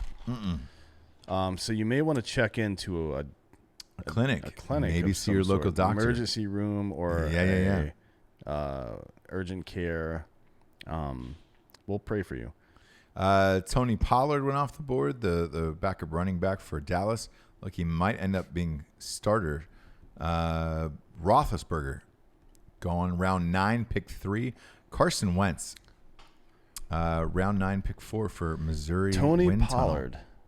Tunnel. Is he handcuffing? What is that? No, this is Zeke Elliott, not signed. So Elliott's gonna sign. I don't know. You're down to 14 days now at this point. So I think he may. If he misses games, it's gonna be maybe 1 or 2. Maybe. Naheem Hines went round 9, pick 5. I'm not the only one that thinks he's going to have a good year. I know. Larry Fitzgerald, round 9, pick 6. I think it's OJ's Broncos, man. He's got a lot of my sleepers. Yeah. I think he must listen to the show. Probably. He's got a lot of my picks on there. And Tyrell Williams, the Oakland wide receiver. I don't get that, man. I don't get that pick. Man, this is I think it's the second draft where somebody's picked him. Round 9, pick 7. There's better people on the board. Cam Newton just went off the board. What other wide receivers are on round the board? Round 9, pick 8. What other wideouts are on the board right now? Wide receiver wise, we've got Jamison Crowder, Michael Gallup, James Washington. I take Crowder. Kiki, I take Kiki Cootie. I take Deshaun Jackson. Maybe even Anthony Miller. Probably Geronimo Allison before I take Tyrell down Williams. there. I mean. So, look, wide receiver-wise, there's a lot of fucking people there. I definitely wouldn't have taken Tyrell Williams right there. Who is that? My brethren. Who is that? My brethren. That's my team in another league. Dante Moncrief just went off the board. Round 9, pick 9 for Pittsburgh. Look, Moncrief could be the number 2 guy. I don't know. Yeah. He's a talented dude, man. He's just been on unfortunate teams. He was great when Andrew Luck was there. Yeah. He was terrible when Brissett came in. Well, now he's got fucking Big Ben throwing to him. You know what I mean? Yeah. But Moncrief was on another shitty team, and then now he's with Pittsburgh. So yeah, he could be the guy. He's with Pittsburgh, and he's probably the number 2 option there. Yeah, and James Washington just went off the board. So here's the thing, and this is what I like about this: round 9, pick 9, and round 9, pick 10. Moncrief and Washington for Pittsburgh. One of those guys is going to be the number 2 It's guy. one of the 2 guys. One of those guys is going to be amazing. I don't know who it is, but both of you guys are going to be duking it out for whoever that is. The way Ben throws the ball, I don't know if the difference between 2 and 3 is that big, though. To be honest, no. If you're drafting late and you want to handcuff that situation, it's not the worst thing to do. Is to take 2 of his backup receivers, his 2 and 3 receivers. Oh yeah. Ben historically spreads the ball around really well. Yes. Although now with Vance McDonald, like a tight end that can play, and I don't know. Shit, when they won the Super Bowl, who was their tight end? Heath Miller. He was great. Yeah. So he's a guy that uses the tight end a lot. He does, man. And look, Vance McDonald he moves, man. So when you say he moves, what do you mean by that? He's faster than Heath Miller. Like Heath Miller was a 10-yard out guy. He's a white man. Was it. Yeah. He's a very white man. Very white man. Deshaun Jackson went round 9, pick 11. So I'm on the board right now, and I've got back-to-back picks. Right. I'm not going to be drafting. So this is another situation, Dan, where it's going to be 25 more picks before I have another pick. Right. Yeah. Defenses will be gone at that point. They'll be gone. The best.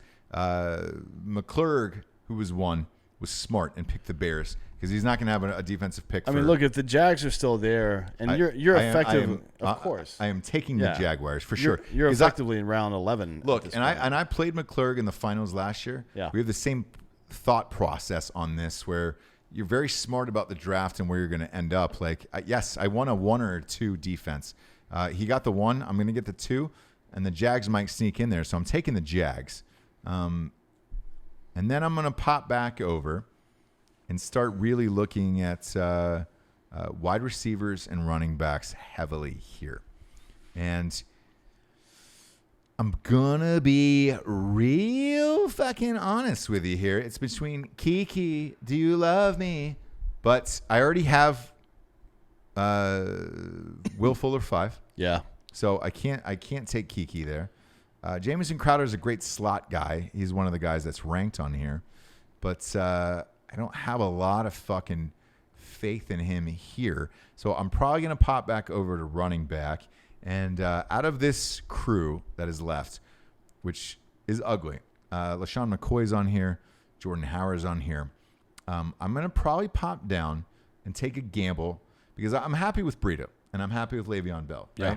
Probably going to pop on down and take Darrell Henderson from the Rams and hope that towards the end of the year they start to rest Gurley. Yeah. Or he's hurt. And they drafted him in the 3rd round, so I'm going to take him right here. If you get into the playoffs and he's your third back and your other guys are sitting by then now you're good. Yeah. So it's not a bad pick.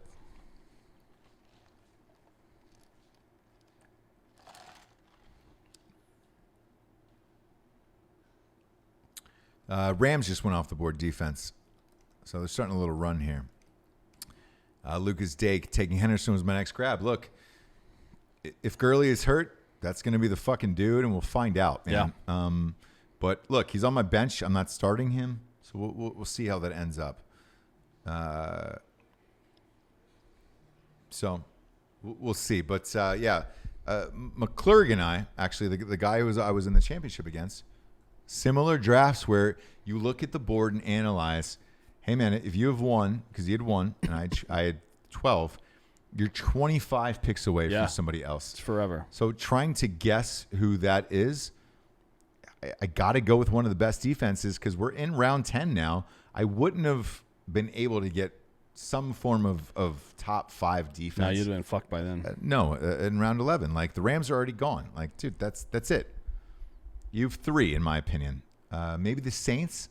Saints are a sleeper defense, so... Yeah, but you don't want to fucking... If you can avoid it, you don't want to take a sleeper. Exactly, and I don't want to risk that. Because the way Breeze throws the ball around and how fast they score, Saints are on the field a lot defensively. I don't think that's a great pickup. I mean, it's in a pinch, it's good, but we'll see. We'll see how they do. Jalen Richard is off the board. Backup running back in Oakland. I guess that's fine. I don't, looking at the board here, there's still some other guys, a lot of guys I would have taken ahead of him, but whatever, Life's a journey. Life's a dance, and that's what Garth Brooks said. Did Garth Brooks say that? He also said something about standing outside the fire. I did with Corky. Corky from Life Goes On, yeah. Big fan of that video. What happened to Corky? He's still knocking around. He's still, I think he's still acting. Is he really? I don't know. There's only so many roles he can play. I don't know if he is or not. Corky from Life Goes On. What are you laughing at, James? White James. White James over here. This is the point in the draft we started to get delirious and started talking about Corky from Life Goes On. His name's Chris Burke, and he is still alive. He's 54 years old. Is he really? Yeah. Good for him. Apparently he's a folk singer now. Boy, Dan just put his head down. You want to go to a single of Dan here and just capture Dan's awfulness as a human being? You were dying laughing at Corky being a live singer for a folk band. So really want that on the record, who you are as a person. Yeah. The band is not called the Stutters. Oh, boy. It's called the Shakes. White James. It's called the Shakes. Alabama Shakes. Jesus Christ. Well, it's a good thing there's no hell because I would definitely be going there. Exactly. Round 10, pick 4, Jared Goff. That is a great pick. That is a money pick. This team name is D'Anthony Top, Ross Bottom. Which is also accurate. Very accurate on the team name there. That is definitely not, man. I'm definitely a top. Peyton Barber went after that, round 10, pick 5. Justin Jackson. I have not seen Justin Jackson go in a lot of drafts. I haven't either. He's the 3rd running back behind Melvin Gordon. Austin Eckler is Justin Jackson after that. I mean, to me, that's a guy you pick up later in the year. Same, man. I don't draft him, especially in round 10. Michael Gallup. I don't draft Michael Gallup, man. I just feel Round like 10, he'll pick be 7. available later on. Because look, you look at the pick after round 10, pick 8. Kiki, do you love me? Like that's a great pick. Yeah. It's a great pick there. The Vikings defense after that, Minnesota wind tunnel, great pick after that. Adam Humphries. Again, that's not a pick I make in round 10. No, for Tennessee, I don't know what he does or who he is. Russell Wilson and the end of round 10 is not a bad pick though. It's not, and like, look, man, neither is Lamar Jackson the pick after that. With these two guys, first of all, I don't think Lamar Jackson is still. He's going to NFL run for QB. a lot of yards. He will. Russell Wilson is the A-Rod of the NFL, and Yeah. I can't fucking deal with his bullshit in Ciara. I hate him. I Oh, hate man. watching him play. And there is some players, by the way, D'Anthony, that I just can't stand watching play. Therefore, You don't even like well, I mean like the entire fucking Patriots organization. but I just don't draft him because I don't like watching him play. Yeah. I don't like to watch Seahawks games. They're fucking miserable, man, and I don't like to watch. It was fun when they had the 12th man and the fucking defense was crazy. That whole thing. That Oh, was, yeah, to yeah, me, but when Marshawn Lynch was there, that was great. It Doug was. Baldwin. Right. I enjoyed that team. 100%. I wasn't a fan of him, but I at least like watching him play. But now Russell the team Wilson, now, he's I don't like the Russell Wilson show. I enjoyed watching the defense play. Yeah. And then Marshawn Lynch running over people's faces. yeah. So we're in round 11, pick 16. And we're coming round the bend. This is the Bruches. Sunday Bruches are on the clock. He's having a tough go of it here. That's a good name. Click on down and see what his team looks like right now. The Bruches? Yeah. So he's the defending champion, Game Day Bruches. He's got Drew Brees at quarterback, Saquon Barkley, Montgomery at running back, Mike Evans, T.Y. Hilton, George Kittle, Shepard, Bears defense, Eckler on his bench, Lamar Jackson, and Scantling. Scantling. This is not that great of a team. No, it's not terrible, but that's like a middle of the road team, I think. It is. I think the first pick threw him here. He probably should have gone Mahomes in the third. Look, man, that first pick is hard this year. So is the 12th. You're 25 picks in between. Is Geronimo Allison still out there? He took Valdez Scantling in front of Allison. But that's the gamble. So you either take one of the two of them is going to blow up, right? Yeah. But who is it going to be? And it's much the same as fucking Washington and the other guy in Pittsburgh. Yeah. The other one of the receiver, two of them is gonna blow up, but who is it? And you won't know. You're either gonna make a colossal mistake or a huge win. Well, we'll see. So we'll see. Time see what will happens tell, here. my friend. Time will definitely tell, my friends. And I gotta work my way back to my team here. I was looking at somebody else's. That's right. I named my team the Gerbil Catwalk. You're welcome. The Gerbil Catwalk is a reference to your what? My book. No. When Darkness Falls, he doesn't catch it, and it is that is what I call my scrotum. Yes. The Gerbil Catwalk. And it's because the space between your nuts and asshole is a perfect surface for a gerbil catwalk. Yeah. You're welcome. Interesting. I'm not sure that makes sense, to be honest. Devin Singletary was again. That's 2 drafts in a row. Somebody took him. Wow. Maybe they know something we don't. I don't know. Wow. Maybe they know. Maybe we're wrong. That's just not Maybe a guy. we're the fucking dickheads blowing in the wind. I would rather take Shady McCoy right there than this guy. I would too. What is Shady McCoy? 31. Yeah. You know, Kalen Ballage maybe. Ronald Jones. Ronald Jones, bitch. I'm White James, bitch. I honestly, before Devin Singletary, unless that's his second running back, I would have taken Kareem Hunt and just kept him on the bench for a couple of weeks. Maybe. I mean, look, there's still some great wide receivers out there. Mohamed Sanu. Yeah. I don't think a lot of these people go best available, though. I don't think many people in fantasy drafts do, and that's what the fucking problem is. Jordan Howard, that's a fine pick for the Missouri wind tunnel. I'm going to keep saying that team name because it's my favorite this year. But look, man, there is Bunch of people out here. On this fucking draft, McCole Hardman is finally shown up. Look at you. Look at you, you sexy little whore. You're a big time now. You're a big time star. You're going to be a big time little lady, McCole Hardman. And I can't wait to see you dance. Dance for me, McCole Hardman. That is the speedster out of KC. That people want to see dance for a living. Just fucking dance. Jamison Crowder went out to that. Anthony Miller. This is round 11, pick 6, pick 7. Golden Tate. Kareem Hunt went off the board. So somebody heard you. Somebody heard your cries, your screams. Man, if I were any more excited, you would have to tie me down. You would be dead.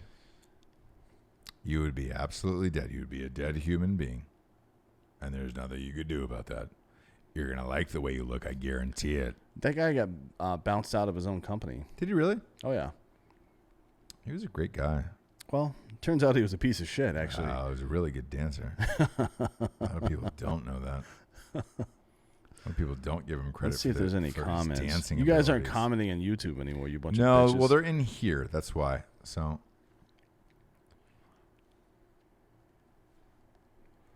you're in here, and look, we're down to round 11 here. I like how Steve Cooper is calling the Titans the Titanics. That's a good fucking nickname for them. That is a great. This They- year it is. They are absolutely terrible. This year it absolutely is. Shady McCoy finally went off the board. You know, this late, you're looking for a somebody solid wide receiver, or I'm actually gonna peek on over the running backs here. So I'm gonna list off the running backs: Deion Lewis, Giovanni Bernard, Kalen Ballage, Jalen Samuels, Ronald Jones, Damian Harris, Ty Montgomery. What's the quarterback situation look like right now? Look, Adrian Peterson is still there. Oh, yeah. I lean towards Adrian Peterson in this. So I like Ito Smith, too, though, but you don't want to make too much of a homer pick right there. I took Ito as my third running back, I think. Not terrible. So Or I'm fourth going to running take back, him excuse off me. the board. And then let's see here. There's a lot of people left in there. I'm not going to say what that is. I'm not going to give away my picks right here. But let's just say I'm saving something for later, brother.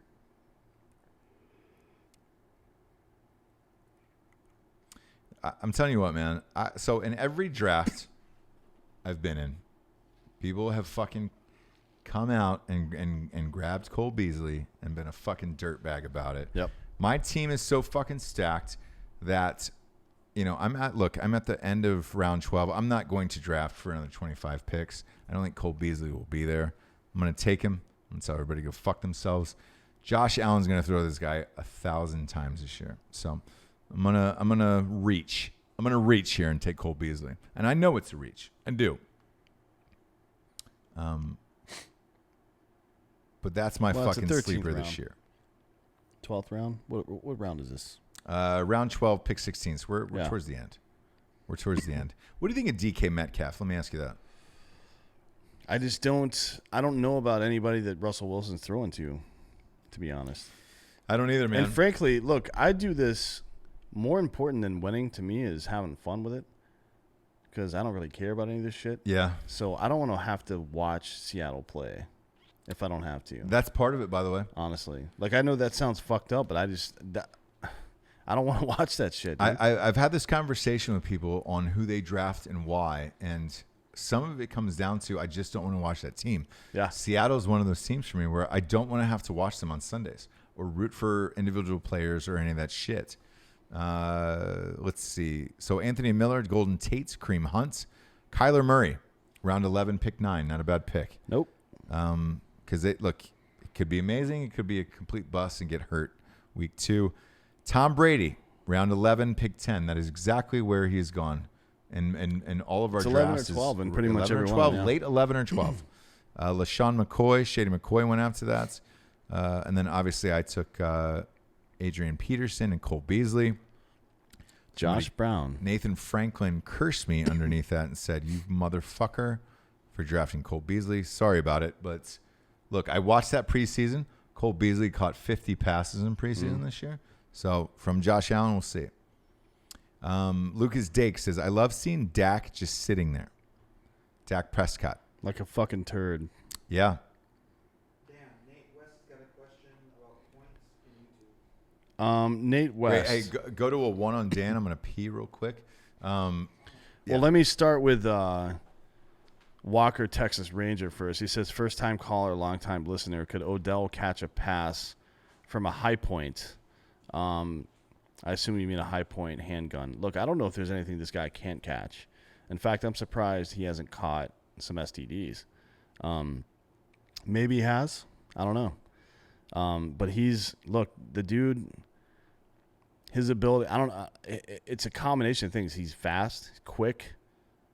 Some guys aren't both. Some guys are fast or quick. Good leaping ability, has good hand-eye coordination. He's got great hands. I don't know, man. It makes you wonder about the talent to craziness ratio that people have.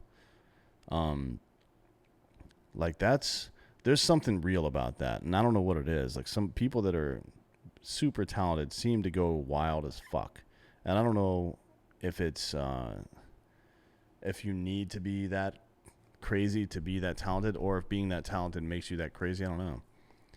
But yes, I think he can catch a bullet. Probably right in the chest, because that's where bullets go. Nate West says, I need the answer. More fantasy points, Landry or OBJ? You say Landry. I would be curious to know what you base that on. Do you think he's going to get more? I mean, in a PPR league, do you think he's going to get more balls thrown to him? Like, do you think he's going to be a bigger target? Because, look, Jarvis Landry is not a guy that's been complaining about his role on teams over the years. He's been playing for the Browns for a while now. So I think he's just happy to have a good team around him for once. OBJ, on the other hand, if he's not getting the ball, he's going to go all Keyshawn Johnson, give me the damn ball type of situation. And I don't know if I don't know who puts up more points, honestly. Like, Odell is a better receiver. There's no question about that. I guess it just depends on how things work out. Are people going to double team Odell? Is that even going to be possible with Landry on the other side of the field? I don't know. So the question, Ross, is who do you think is going to have more fantasy points, Jarvis Landry or Odell Beckham? So for me personally, I think it's going to be Odell Beckham Jr. Yeah. And I think it's for a different reason than you're thinking about. If you're at home and you're like a Browns fan, I think Jarvis Landry is more of a team player. I was just saying that. I was like, he's been playing on the Browns so long. He's just happy to have a good team around him. Whereas for the last 2.5 seasons now, OBJ has been complaining about his role on the team. Correct. So if you're the fucking offensive coordinator, there's no way that doesn't play a role in how many passes or how many targets you give him. And I think in life, in any field, right, whether it be football or the office or whatever, there's one guy that wants all the fucking glory and the homer shit or whatever, and there's somebody else who's willing to be a team player. And I think Jarvis Landry is the perfect complement for OBJ, where he will probably go to Baker Mayfield on the sidelines privately and say, hey, man, why don't you throw a couple more balls OBJ's way? So that way he stays in the game, stays focused and all that other shit. And I think both of them end up having good seasons, but I think OBJ's will be great. Yeah, I agree with that. And it's just the type of guy they are as humans. Mm-hmm. And look, man, OBJ to me is, I draft him 100%. I have drafted him in other leagues. Yep. And he's a great talent, but he seems like a piece of shit human. Whereas Jarvis Landry, man, like that guy just seems all in for whatever it is. And hey, man, I will be there. I've got your back no matter what. And for all of this shit in life, dude, whether it be sports or books or movies or whatever you're doing in life, man, like there's team guys that make the fucking company go round, and then there's star guys who just want to, I'm the fucking dude, or whatever. But that is a bullshit title, man. If your company is not successful, who gives a fuck that you're the goddamn dude, man? Yeah, to me, it's just insecurity. Yeah. Like they need to be the center of attention. Some other guy, Ed J.M., I don't even know what the fuck that name is. Just do an all Dallas Cowboys team and you're good, brother. No. You will lose every single game if you take an all Dallas Cowboys team. Absolutely. And here's the thing. You have a quarterback who wants a new contract. Yeah. You have your one wide receiver, Amari Cooper, who wants a new contract. Your running back wants a new contract. The only guy they gave a new contract to was a guy, on the defensive side who was it, Jalen Smith out of Notre Dame? It was the Notre Dame guy. During the offseason, they gave our boy correct, DeMarcus Lawrence a fucking new contract yeah. too. But here leading up to the season, it was just one guy on the defensive None of side. the three offensive starters have gotten a new contract. So no, but they will. Look, Jerry's just trying to play the game. I think he is, but we're getting real late in that game right now. So the first game is September 8th, which we will be at. So to whoever this fucking guy is, we will be there at the Cowboys-Giants game. Looking forward to seeing. If you want to come out, we're doing Giants a live play in show from the public. parking lot then with who's our special guest? It's Graham Allen. Graham will be there. I think DeRoe, 6'3", rapper, is going to be there. He's actually the artist in residence for the Dallas Cowboys. He's a local Dallas rapper. Yes. Very, very good. Great. Ice cream paint job. Ice cream paint job. Texifornia. Cream on the outside, cream on the inside. The new song Texifornia is all about weed. You ain't no smoke. It's a great song. Yeah. And we're all into drugs here, so it's cool. Yeah. Anyways, come out there. You'll see Saquon Barkley play. You'll see Eli Manning's dreams get crushed, maybe. Yeah, exactly. Which I love. And look, I don't know if Zeke will be there week one. I really don't. I don't think he will. I actually. doubt it. I don't think week one he'll be there. It's just too close now. Round 12, pick 12, DK Metcalf. Jalen Samuels went after that. I like that pick. Game Day Bruches. Kenny Stills is after that. Patriots defense, Kyle Rudolph, Carlos Hyde, Phillip Rivers, Ronald Jones, Legatron, Deion Lewis, Chargers, Mark Andrews. I'm sorry, Legatron Yeah. Legatron. in round 13. Round 13. That's where we're going here. That's what we're doing here. Dustin Fugate's asking you guys, where are you guys drafting Tebow and OJ? So for Tebow, I'm going to draft him in my MLB league. Yeah, you will. And I feel like if he prays hard enough, he'll hit above 180. Same. For OJ, I'm drafting him in my All Murderers league. Very nice. End of round 13. Look, I'm looking to end of round 13, beginning of round 14. I'm looking to take a backup tight end and a backup quarterback.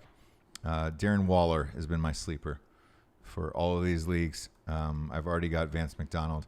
I'm going to take Darren Waller as my sleeper here for backup tight end.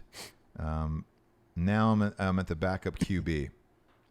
Backup QB here. Yeah, do you want to take a fucking flyer here, or do you want to take a steady guy? Like a steady guy would be Matthew Stafford. Would, or do you take... A flyer would be Josh Allen or Jameis Winston. Oh, yeah. One of those two guys. Maybe even Nick Foles, to be honest. Yeah. Big Dick Nick.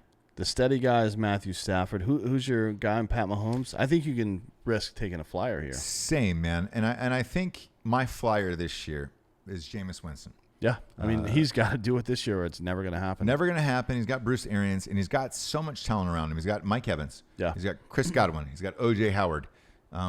He's got weapons all over the board. He fucking had, look, he's predicted for, 4,300 yards this season. More than anybody left on the board. Bruce Arians is the architect of the original Roethlisberger offense. He's Correct. the architect of the Arizona offense. Yep. That took fucking, what's his name? There you go. What's his name? Who is his name? Kurt Warner. Dirty Curdy, brother. Kurt Warner. Come on. Took Kurt Warner to the Super Bowl. Warner. Yeah. He's an offensive genius by all accounts. And now Yes. he's got a little team around him. I think that's a good pick. So that's my flyer because, again, if Mahomes gets hurt, I'm fucked anyways. Yeah. So I'm going to go with Crab Legs. And I don't have him in any of the other 5 or 6 drafts right now. So as a backup, that's fine. And then I'm left with one bench player and one kicker left. And that's where I go with my deep sleepers, real deep sleepers. So sleepers They're not even going to be awake right now. Because we're late. It is kind of late. But the good news is I'm not waking up until like 5 p.m. tomorrow. No, you are not. So Good to go. I'm going to get real high. As soon as I get home, I'm going to drink one of these bad boys right here, this Cutthroat CBD. Dude, go to killcliffcbd.com. Yeah. Buy a case of that if you I'm need gonna I'm gonna drink one of these, Mm-hmm. and I'm gonna smoke a lot of weed, and to see what happens. You See where the should. night takes me. You should. It's gonna take me into a diabetic coma. But you bet it will. You bet it will, brother. But no, we're down to the fucking last two picks here of this bullshit. It's bullshit. So look, if you're trying to pick up a sleeper here, man, in this league, Another person took Jacoby Brissett. Look, I think yes, he's a guy in a situation where if he's like mediocre plus, he's gonna have a pretty good goddamn year because he's got a good team around him. we'll see. He's gonna get a lot of credit for shit he didn't do this year, I think. There's one guy I want to spotlight, N'Keal Harry here, who got drafted end of the first round by the Patriots. Yeah. He was going to be everybody's huge sleeper, and then all of a sudden Josh Gordon came back out of nowhere, and he is not talked about whatsoever. He could still be a big sleeper. He could be, but I don't see it with Josh Gordon being there. How do you? Come on, man. Do Do you really expect Josh Gordon to make it through a full season? He had a shitty preseason, N'Keal Harry, in a shitty camp. So he looked nervous, which I get, man. But with Josh Gordon, I think he goes 12 at least. And trying to draft a N'Keal Harry just for the last 4 games of your season is you can brutal. pick that guy up on waivers at some point. One that's interesting here, and I want to ask you about this here. My team is so great, I don't really care if I'm giving away sleepers here at this point. But let me ask you about Randall Cobb joining the Dallas Cowboys. Yeah, that's interesting because, look, number one's obviously Amari Cooper. correct. And then we'll see with running back. We don't know yet. We don't know. And Cole Beasley is gone. Yeah, Cole Beasley's gone. So I don't know what's their depth chart right now. that's it. Is it just those two guys? Because He's look, the second dude. Randall Cobb is 34, I think. Is he really? I think so, yeah. God damn it, man. I feel like he was 33 last year. Let me look. That would be insane to me if he was. Yeah, it doesn't show any of their fucking bio shit on there. It's really irritating. Look, ESPN's whole shit Technology is is just not there yet. No, ESPN's shit sucks. Man. Yeah, Randall Cobb. Well, I guess Michael Gallup is in front of him. Randall Cobb is 29. Oh, yeah. 29? Yeah, he's younger than He's I in thought. his fucking prime, man. Look, I'm looking at Randall Cobb's. All right, let's look at Randall Cobb's 13, 14, 15, He was 16, injured 17. most of last year. He was, but like, you know, you go back to week 13 because this is as far as it'll go back. Yeah. Actually, let's show you more. 3 for 25, 5 for 43, 3 for 30. Man, he didn't have a lot in this offense, but he didn't know.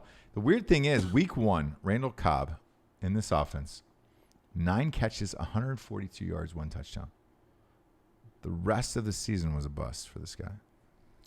Well, he was injured for half of it. He only played 9 games last year. So he's playing the slot, it says. 4th in line for targets.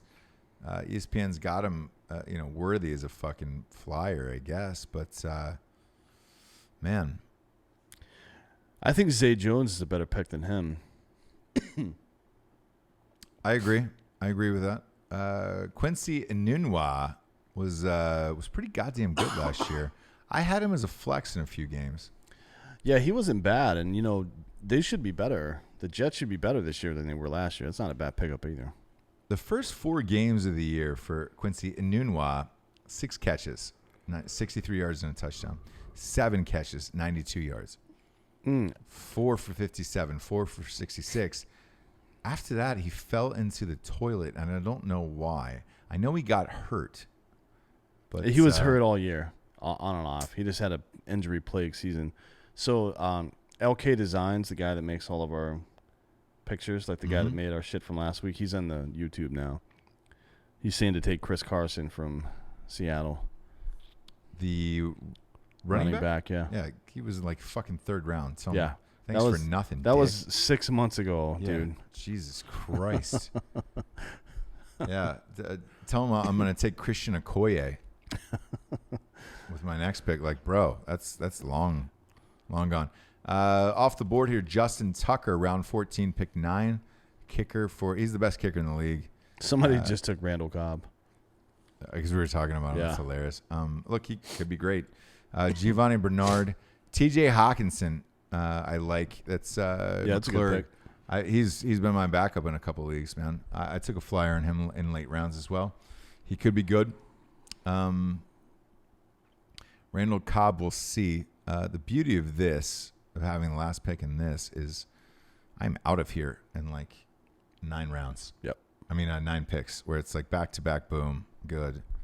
I don't have to stare at the board like a fucking robot soldier, you know? Like a child robot soldier. High on meth, where it's just like, They actually do cot. Who am I pick? What am I doing? Who am I pick? What am I doing? Who am I pick? Dan, help me. I don't can't have to help do you, that dude. shit. I can't help you, and I'll tell you why. It's because I don't want to. Nah, no, you don't. I'm you tired, don't. man. I'm bored. I'm just tired Yeah. and bored. You get to these last 2 rounds, and I just want it to be over. well, that and It's like and sex with a fat girl. You know what I mean? the agony that people are picking with at this point. Oh they're yeah, just like you should not be putting "Ugh." this much thought into your. No.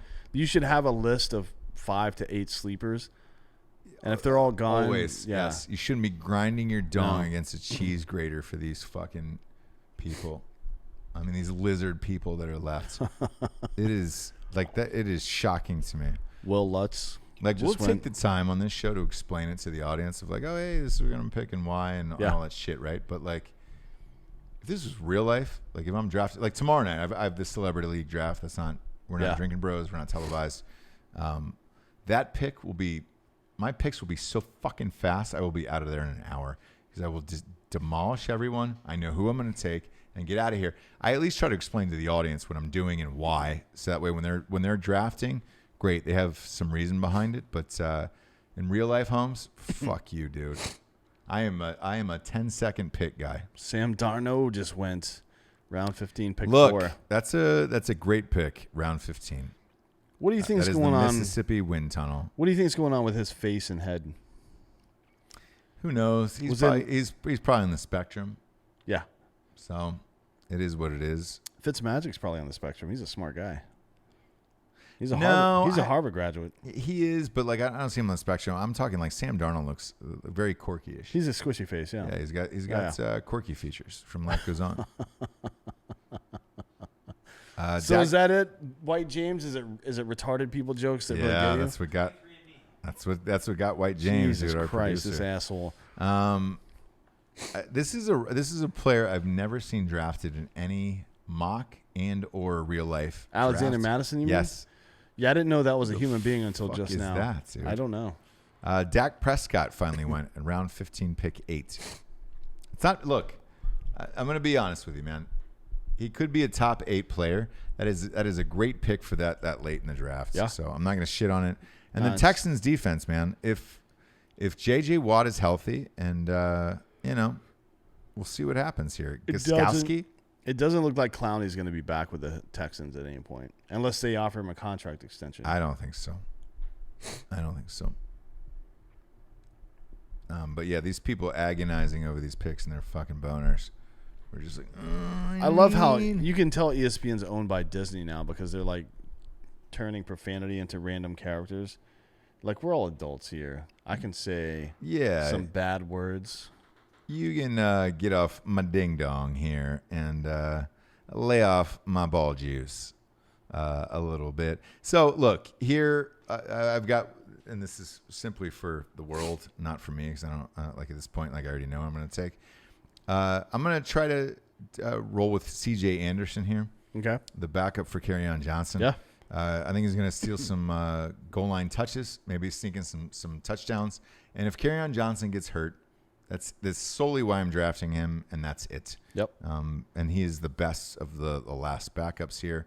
So I'm going to take him. And then obviously a kicker with my last pick.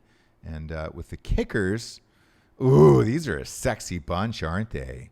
I don't really give a fuck. I'm going to go with Robbie Gould because Robbie Gould seems like he's always fucking money, but it really doesn't matter, does it? I don't know. Jake Elliott's probably better. The kicker from Well, the I don't know. Eagles? I don't know if he's better, but he's there. I feel like Philly's probably going to score more touchdowns than San Francisco will. You think so, huh? Yeah. You think so? I think. Do you think that fucking Jimmy G is better than? You know what? On a kicker level, you got to go with somebody who's average because you want them to kick a lot of field goals. Whereas the Philadelphia Eagles will probably be kicking a lot of extra points. Maybe. We'll see. Hence, why this a fucker is so high up. But for you, D'Anthony, because you've stuck around, you've been a trooper, man. I appreciate you staying with me through a draft that you're not in for the league. I'm going to take Jake Elliott for you. I feel like Robbie Gould's got a bozo ring, too. Yeah. Can you see his picture? So I'm going to take it. Look, you stayed. I'm going to take Jake Elliott for you. Love you. Appreciate that. Love you. That's really helped me out. So that pick was for you. By the way, the guy from Flint, Michigan, who asked if we needed anything else from Michigan, I asked him for a blood sample from Magic Johnson because I want to see what the secret sauce is for curing AIDS. It's in Magic Johnson's blood. You know what's funny, man? They're very, very close to curing AIDS. So it's done. Yeah. Like there's a vaccine for HIV that works now. When I say like curing it, like I remember when Gilead came out with the cure for Hep C a couple years ago. Yeah. Like it's gonna be $4 a pill soon. Yeah. So it's there. I think the government just wanted to kill off the population that they didn't like, and then boom. Congratulations, we found a cure 30 years later. Yeah. I think there'll be another disease in fucking 10 years too. I can't wait. Yeah. What do you think it's gonna be? I don't know, but I want to be patient zero for it. Like I want to be known for something great in my life. Yeah. This is not going to be it because we were at that house party the other night. I told 4 Holocaust jokes, so clearly this show is not going to be the great part of my life. No. But I feel like I would be patient zero for the next fucking pandemic. Sure. That would be great, dude. Hey man, if you play your cards right, we'll see what happens. You can, if you believe it, you can achieve it. Jimmy Graham. I went off the board round 16, pick 2. Debo Samuel. Here's the deal: if you're in the 16th round and you're not picking a kicker, that means you picked a kicker somewhere else. Yeah, which means you're a fucking asshole. You're a fucking idiot. Robbie Gould went off the board. Jordan Reed went off the board. Look, Jordan Reed will be dead in 2 weeks. It's fine. It's fine though. Round 16, you take a flyer on Jordan Reed. I'm fine with that. Ass eating season. Eddie Pinheiro, the kicker for Chicago. The fuck, bro? Pinheiro? I just with a name like that. The closest I can compare another team to this year's Bears is probably the Flacco Ravens that won, but that's not a team you want the kicker for. No, probably not. Right? I mean, shit. They didn't. The guy missed a lot. Mason Crosby went after that. Mike Badgley, the kicker for the Chargers. There is 2 more picks in this. Damian Harris, running back out of New England. Didn't know existed in this world. Is on there. And who was the last pick? It is the Sunday Brooches. And it is DJ Chark. Never heard of that person. I've never even heard that name in my life. I've never heard a person with the last name of Chark. I think I would have taken DJ Tanner before that. Oh, well, big fan of DJ Tanner. The Long Dicks is there's 2 picks left. These guys are really grinding this out, which is fucking crazy to me. There's no way at this point you're really you're using all of the clock. Yeah. For your last picks. Everybody else has already laughed. You're DJ Shark, dude. Long Dicks and Brooches. You guys are like the fucking last 2 dudes at the bar, and there's 1 fat girl left. Who would do this? Who would use all of the clock for the last 2 picks? He's probably sitting in his house laughing his ass off right now because he's making us. Are you on YouTube right now? See if he's on YouTube, man. Motherfucker. This is fucking crazy. No one. No, I don't see him. Uses all of the clock on the last 2 picks. Whoever this guy, find out who this guy is and let's attack him. Long Dicks is his team name. He's got my character from FDR American Yep. Badass as his fucking thing. So He's a member of the Repute Party. If you well, look, I like that. I don't respect the fact that he's taking every second of it. Took the Cowboys defense after all that time. He took the Cowboys defense and Matt Prater. That was a quick rounds it out. pick. So you want to go through your final team? Yeah, here? so going through my final team here in the Drinkin Bros Cutthroat Killers League. Quarterback, Pat Mahomes. Running back, Le'Veon Bell. Other running back, Matt Breida. Wide receiver, Tyreek Hill. Wide receiver, Stephon Diggs. Tight end, Vance McDonald. Wide receiver in the flex position, Jarvis Landry. Defense, the Jaguars. Kicker, Jake Elliott. You're welcome, D'Anthony. Mm-hmm. Bench, Will Fuller 5. Darrell Henderson at running back. Adrian Peterson at running back. Cole Beasley at wide receiver. Darren Waller at backup tight end. Jameis Winston at quarterback. And very, very deep down on the bench, C.J. Anderson, who's backing up Kerryon Johnson this year. I'm not sure how you beat this team. Look, on the surface, I would say this. If Le'Veon Bell has a shitty year, Yep. I could be in for it. If people figure out Mahomes' sophomore season, I could be in for it. I just don't see it. I don't either, but I could be in for it. So we'll see. Look, I had Mahomes and Tyreek Hill last year, dominated the world. Wasn't planning on that in this particular draft. This is just how it fell. Yep. I don't, for the audience, I don't have Mahomes or Hill together in any other draft. Nope. It's just how the league fell. And I always take the best players available on the board. Same with Le'Veon Bell. He was in the second round in this draft. So, yeah, I took him. We'll see what happens. D'Anthony, appreciate you being here, my man. I love this. Same. I love the analytical part of it. It's interesting. I also love calling people stupid when they do stupid things. Yes. And over the last 2 days and 5 drafts, we've seen quite a few dumb things. A lot of dum-dums. A lot of good stuff too, though. This is going to be a good season. It will be. I'm looking forward to it. There is no better time in the United States of America than fantasy football season. D'Anthony. Look, and I ass eating appreciate season it. starts October 1st. But it's also the same time as NFL season. That so. part where it overlaps is the best time. Yes. I'll give you that. Yeah. So 'Cause we're there's nothing right in better. line there. You wake up on a Sunday morning, right? Eat a little ass. You fucking roll her right over. Have a little jerk. No small talk. None. No preamble. No Nope. bullshit. You just go right into eating ass. Yes. You finish up, A little jerk. clean off your face, Yep. and then you go right in to set your lineups. Boom. Set your lineups for the game, and you're good to go. Yep. Good to go. For D'Anthony Holloway, I am Ross Patterson. This is the Drinkin Bros Sports Companion Show. Good night, everyone.